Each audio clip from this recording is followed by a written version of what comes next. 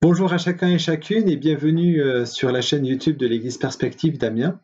Je voulais vous informer que du 5 juillet au 2 août, nous maintenons nos cultes connectés en ligne.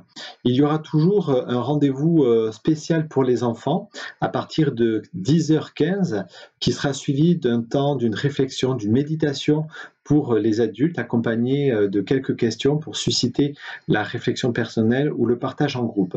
Alors, j'espère que ces temps-là vont fortifier votre foi et je vous souhaite bonne écoute et un bel été à chacun.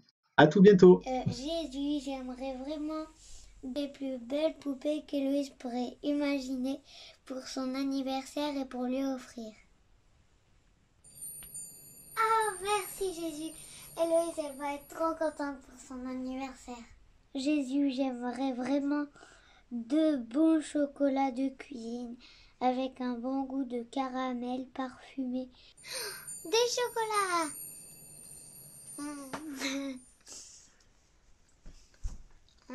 Merci Jésus, c'est trop bon. Au commencement, Dieu créa le ciel et la terre. C'est beaucoup trop long, j'arriverai jamais à lire toute la Bible. Oh Dieu, donne-moi du courage à lire toute cette grande Bible. Que la grâce du Seigneur Jésus-Christ soit avec tous les saints. Enfin fini. Merci Jésus, merci Dieu. J'ai 15 doudous, mais j'aimerais en avoir 1000. C'est tellement mignon. Et en plus, c'est trop bien pour faire des câlins, regardez. Merci. Merci.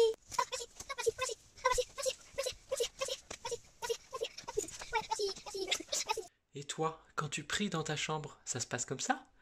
Ou comme ça? S'il te plaît, Seigneur, j'aimerais un ballon. Et aussi un petit chat câliné et un petit lapin qui saute dans mes bras. Oh, et un chien. Et j'aimerais ne plus avoir de peur des araignées. Un grand déguisement de chauve-souris. Plein de livres parce que j'aime bien lire plein de trucs. Mais Dieu, tu ne m'entends pas? Allez, balance les jouets. Oh, c'est pas cool ça.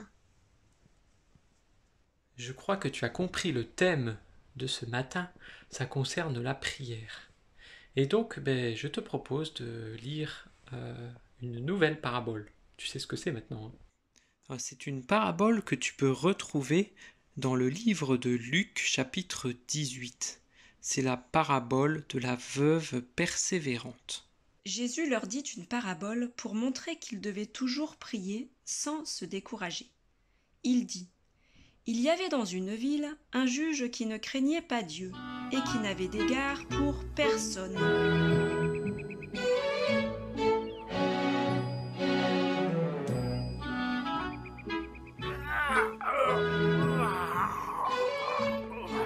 Oh, je me sens en forme ce matin. J'ai passé une excellente nuit. C'est une belle journée qui s'annonce. Il y a longtemps que je ne m'étais pas senti aussi bien. Comment est-il possible que tu sois si intelligent? Oh, je ne sais pas. Sauf que c'est quelque chose d'inné dans la famille. Il y avait aussi dans cette ville une veuve qui venait lui dire: Rends-moi justice contre ma partie adverse. Pendant longtemps, il refusa. Mais ensuite il se dit: Même si je ne crains pas Dieu et n'ai d'égard pour personne, puisque cette veuve me fatigue, je vais lui rendre justice afin qu'elle ne vienne pas sans cesse me déranger. C'est très juste. Ça me plaît. Le Seigneur ajouta: Écoutez ce que dit le juge injuste. Et Dieu ne fera-t-il pas justice à ceux qu'il a choisis et qui crient à lui jour et nuit? Les fera-t-il attendre? Mais papa, en fait, c'est quoi une veuve? Une veuve, c'est une femme qui a perdu son mari. Et à l'époque, c'est l'homme qui apportait l'argent à la maison grâce à son travail. Et donc, elle n'avait pas une vie facile, cette veuve. Mais papa, il est méchant ce juge. Et pourquoi il l'aide pas? C'est vrai, Violette. Normalement, un juge, il recherche à être juste, à protéger les plus faibles ou les plus fragiles. Et au temps de Jésus, les veuves, les orphelins, les étrangers, les malades étaient souvent rejetés. Ils devaient même mendier. Et le juge, il ne s'intéressait qu'à lui-même, mais pas aux autres et surtout pas à une veuve. Mais du coup, bravo à la veuve, elle a gagné la veuve. Toi aussi, ça t'arrive de casser les oreilles à tes parents pour obtenir ce que tu veux? Mais Violette, c'est vrai que cette veuve, elle a persévéré, elle l'a supplié, et du coup, elle a fini par obtenir justice auprès de ce juge qui en a plein les oreilles. Et nous, dans tout ça, qu'est-ce qu'on peut apprendre de cette histoire? Violette, et tous les enfants qui nous regardent, en aimant Jésus, on est un peu comme cette veuve. On se sent parfois rejeté, et on peut être découragé parce que le monde d'aujourd'hui ne protège pas les plus faibles, les plus fragiles. Et donc Jésus, il nous encourage à prier sans cesse. Mais comment je vais faire? C'est tellement dur de prier sans cesse. Et en plus, je n'aimerais pas lui casser les oreilles. Prier sans cesse, ça ne veut pas dire qu'il faut parler sans s'arrêter. Sinon, on appelle ça une radio. C'est plutôt que dans tout ce que tu fais pendant la journée, tu peux le faire en pensant à lui, comme s'il était juste à côté de toi. Et mais comment on va prier d'abord? Alors, tu as raison, Violette, on peut prier de plein de manières.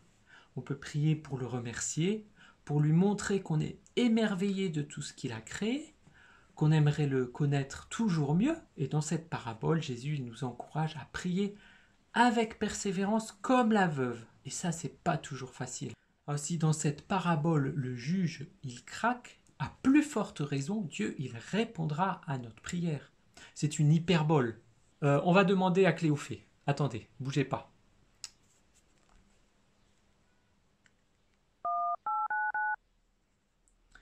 Allô, Cléophée? Est-ce que tu pourrais me donner la définition de hyperbole? Oui. D'accord. Ah, ok. Je note. Merci. À bientôt. Alors, Violette, les jeunes, il ne faut pas comparer Dieu à ce juge. Une hyperbole, c'est une exagération juste pour faire comprendre que Dieu, il répondra aussi. On ne sait pas toujours de quelle manière, mais parfois c'est de manière inattendue ou différente. Ce qui est sûr, c'est que Jésus veut le meilleur pour nous-mêmes, même si l'on ne comprend pas tout aujourd'hui. Et aussi, on est sûr qu'il entend chacune de nos prières. Mais papa, il manque un verset à ta parabole. Mais quand le Fils de l'homme viendra, trouvera-t-il la foi sur la terre? Ah, c'est vrai, j'avais oublié ce passage. En fait, Jésus explique qu'il y aura de moins en moins de croyants. Ça ne sera pas facile tous les jours. Et donc Jésus, il nous invite aussi à prier pour que l'on tienne bon, que l'on garde notre cœur chaud bouillant pour lui. Et d'ailleurs, un peu plus loin, Jésus, il reprendra les disciples qui pensent qu'il y a des choses plus importantes que de s'occuper des enfants. Mais Jésus, il t'accueille les bras grands ouverts. Toi aussi, Violette, vous êtes des modèles pour nous car vous accueillez Jésus avec simplicité et confiance. Et ça, c'est précieux.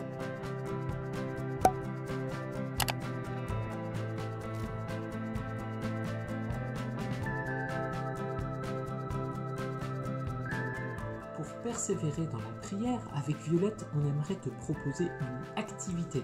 Allez, c'est parti.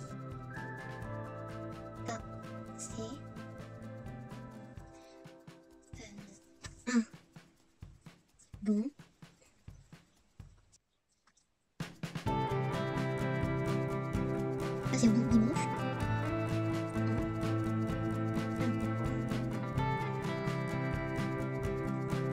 Et tu peux l'accrocher sur ton gaufre avec bien sûr le dessin qu'on avait fait l'autre jour.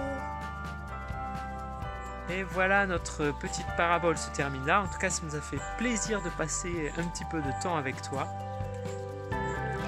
Et bien bien sûr, bonnes vacances et surtout retiens bien cette parabole. Et pour la suite, c'est avec Xavier. Allez, à bientôt.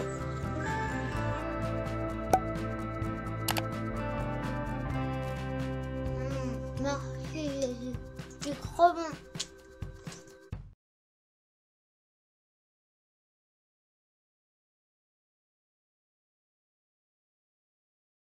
Bonjour.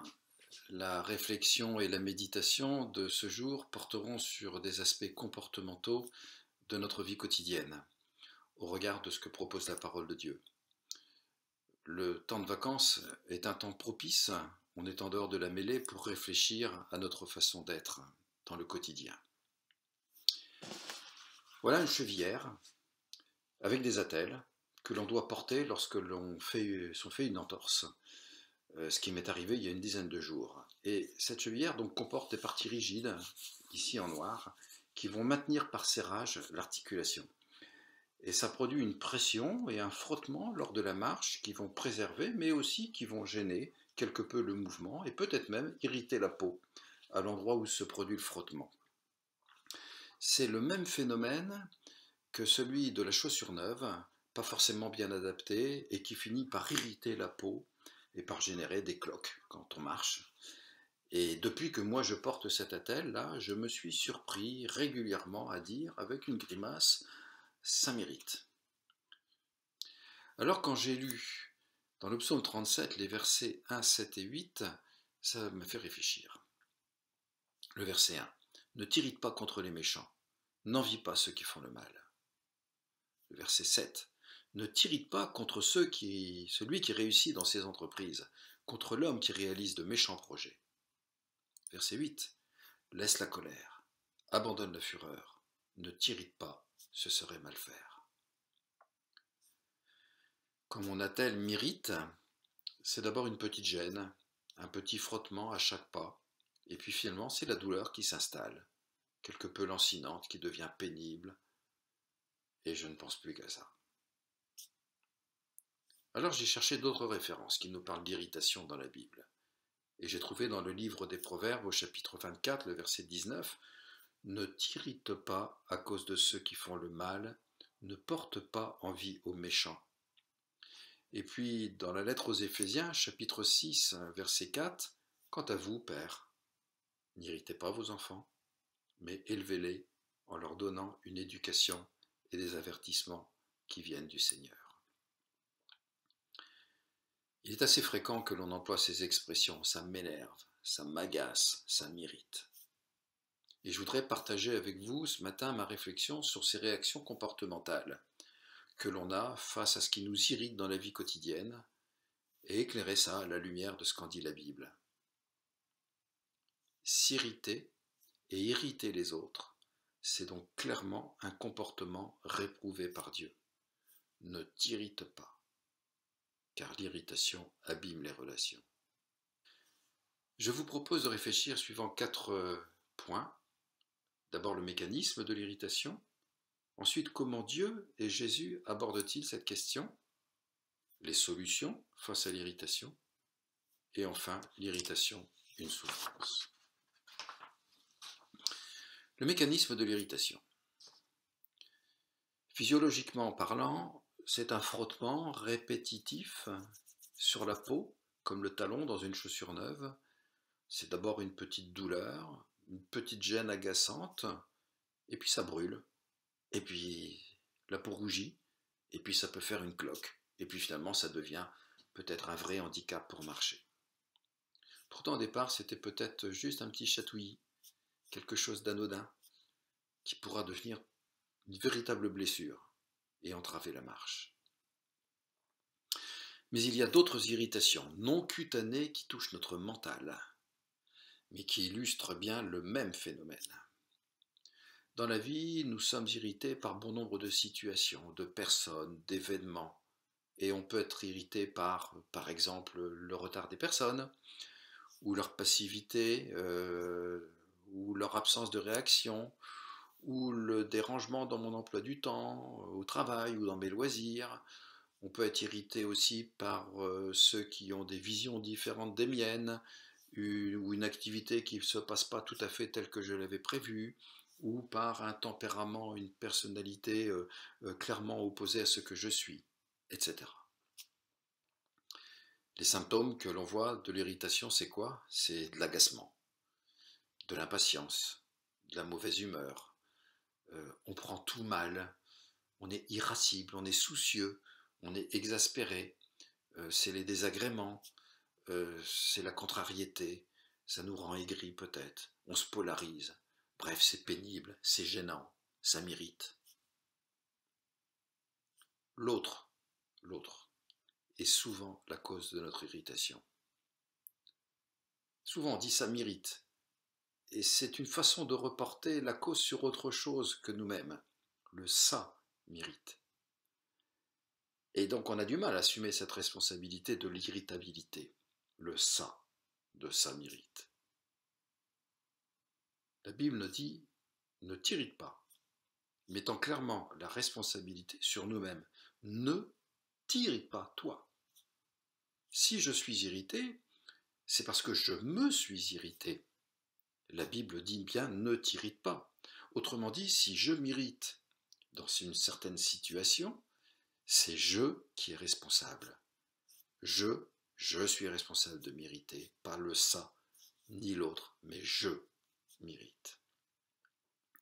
Quelle situation relève le psaume 37 qui engendre que je puisse m'irriter? Verset 1, ne t'irrite pas contre les méchants, n'envie pas ceux qui font le mal. Verset 7, ne t'irrite pas contre celui qui réussit dans ses entreprises, contre l'homme qui réalise ses méchants projets. Verset 8, laisse la colère, abandonne la fureur, ne t'irrite pas, ce serait mal faire. Les méchants. Les méchants, ce sont ceux qui veulent le mal. On peut s'énerver de voir des gens faire mal, être mauvais dans la société. Il y en a plein autour de nous. Celui qui trompe, celui qui organise des coups tordus pour gagner, celui qui ne respecte pas les règles, alors que moi je m'y astreins. Ça m'irrite, ça m'agace. On peut jalouser aussi ceux qui font le mal. Ils ont un certain succès immérité dans leur vie en contrevenant aux règles. On peut jalouser ceux qui réussissent. Certaines réussites, ça nous paraît indécent, alors que nous trimons.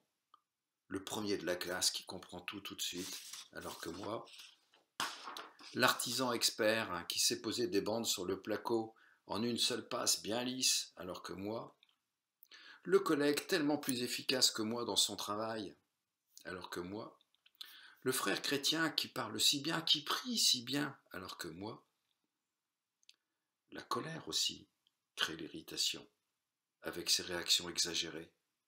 Cette semaine, j'ai encore eu l'exemple de 2 personnes dans une copropriété qui se sont pris la tête pour des histoires bêtes de parking. Les 2 ont été irrités et manifestement perturbés par cette séquence. L'envie, la jalousie, la colère, sont-ils pour moi des raisons de m'irriter, qui me rendent aigri? L'irritation peut aboutir à des drames. L'exemple de Caïn, vis-à-vis d'Abel, son frère, montre jusqu'où ça peut aller, la colère, la vengeance, parce que l'irritation abîme les relations. Dans le livre de la Genèse, chapitre 4, verset 6, l'Éternel porta un regard favorable sur Abel et sur son offrande, mais pas sur Caïn et sur son offrande, et Caïn fut irrité, et il arbora un air sombre. Et l'Éternel dit à Caïn, « Pourquoi t'es-tu irrité? Pourquoi est-ce que tu arbores un air sombre ?» L'irritation abîme les relations.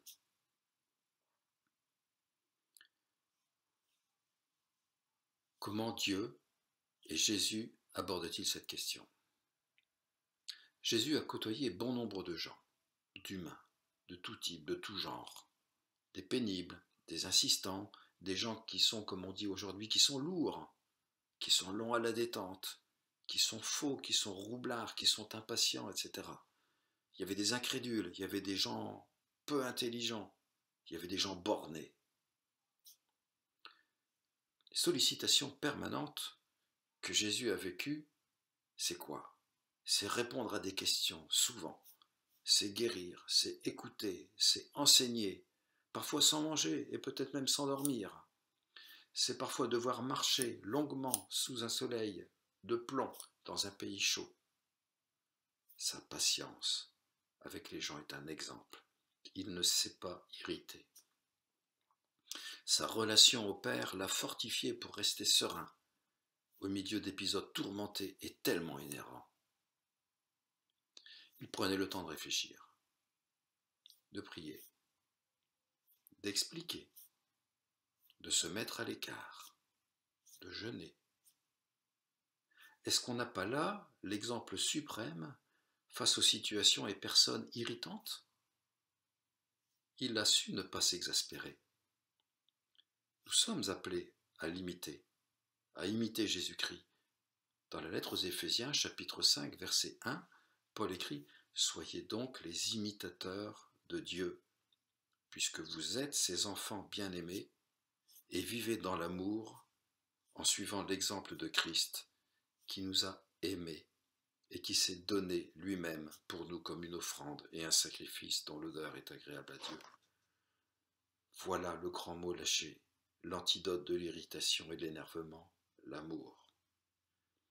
Si l'irritation abîme les relations, l'amour les répare, les préserve. Et l'amour est le premier don de l'esprit cité en Galates 5, verset 23. Il y a aussi des situations où Dieu peut se trouver irrité par le comportement de ses enfants.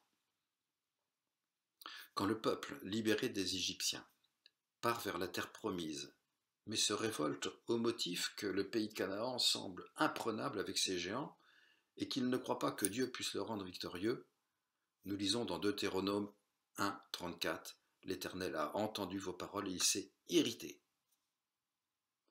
Et Moïse, leur chef, n'a pas su gérer ce manque de foi et a aussi compris qu'il avait irrité Dieu. Nous lisons au verset 37 du chapitre 1 de Deutéronome, « L'Éternel s'est aussi irrité contre toi, Moïse. » Là, c'est le manque de foi dans les promesses qui irritent Dieu. Dimanche dernier, Julie nous a exhortés à reconnaître les domaines dans lesquels notre foi est défaillante. Ces manques de foi peuvent irriter notre Dieu. Salomon aussi a irrité Dieu. Dans le livre des rois, nous lisons « L'Éternel fut irrité contre Salomon parce qu'il avait détourné son cœur de lui, le Dieu d'Israël qui lui était apparu 2 fois. » Il lui avait pourtant expressément défendu de suivre d'autres dieux, mais Salomon ne respecta pas ce commandement de l'Éternel.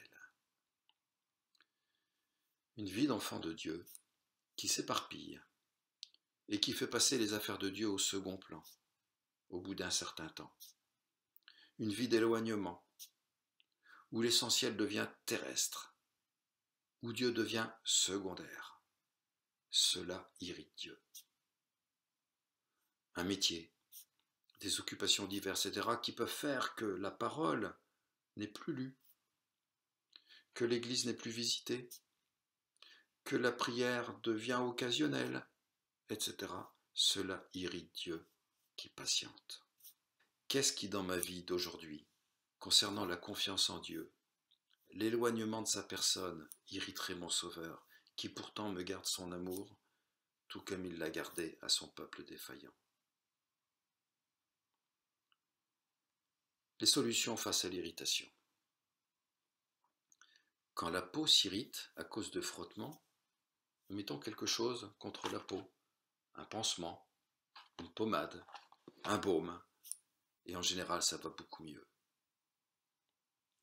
Quand je m'irrite, il me faut inviter Jésus là où ça fait mal, là où ça gêne, là où c'est pénible. Alors comment inviter Jésus dans ces domaines? En priant.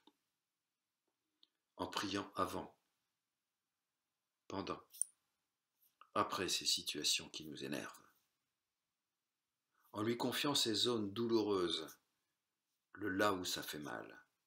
C'est-à-dire lui raconter, c'est-à-dire lui dire dans la prière les choses, là où on se sent incompris, irrité, malheureux, agressé. Et puis en lui demandant les forces de l'imiter par la patience, ce 4e fruit de l'esprit qui est cité dans la liste de Galates 5, 23. C'est souvent lorsque l'on est dérangé que l'on est irrité, dérangé dans nos plans.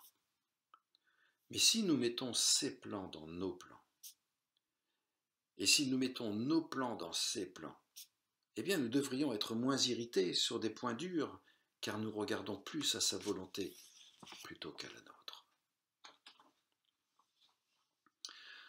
Enfin, l'irritation est une souffrance. L'irritation, c'est une réaction cutanée, naturelle, de la peau à la douleur. Quand des situations nous agacent, nous irritent, nous insupportent, nous avons aussi des réactions naturelles, pas vraiment maîtrisées. L'emportement, les mots forts, les gestes, les haussements de ton, les agressions verbales, les jurons peut-être. Et après, on se dit mais que ça m'a dépassé, que c'était plus fort que moi. Des expressions qui expriment bien cette réalité. Le c'est plus fort que moi, le ça fait mal. C'est plus fort que moi, le c'est apostrophe, c'est ce que Paul appelle dans ses écrits le vieil homme. Cette espèce de nature pervertie qui nous colle à la peau et que l'on a tant de mal à maîtriser. Sachons demander pardon à Dieu de ces écarts, où nous nous irritons et où nous l'irritons. Ce qui irrite, ce sont les agressions répétées, lancinantes, usantes. Irritation, le mot est bien trop faible pour ce que Jésus-Christ a vécu ici-bas. Le prophète Ésaïe, dans le chapitre 53, verset 4, parle de Jésus-Christ comme un homme de douleur, habitué à la souffrance. Cette expression « habitué à la souffrance » m'a nourri ces derniers temps et m'a fait réfléchir. Ce côté habitué à la douleur, à la souffrance, montre bien le côté permanent de ce que Jésus-Christ a vécu et enduré ici-bas, et qui correspond si bien à ce côté également permanent et quotidien de mes écarts, de mes péchés. Heureusement, Ésaïe poursuit au verset 5, « Mais lui, il était blessé à cause de mes transgressions. Il était brisé à cause de mes fautes. Et la punition qui me donne la paix est tombée sur lui, et c'est par ses meurtrissures que je suis guéri. » J'ai employé le je à la place du nous pour montrer véritablement comment chacun peut s'approprier la réalité de ces paroles.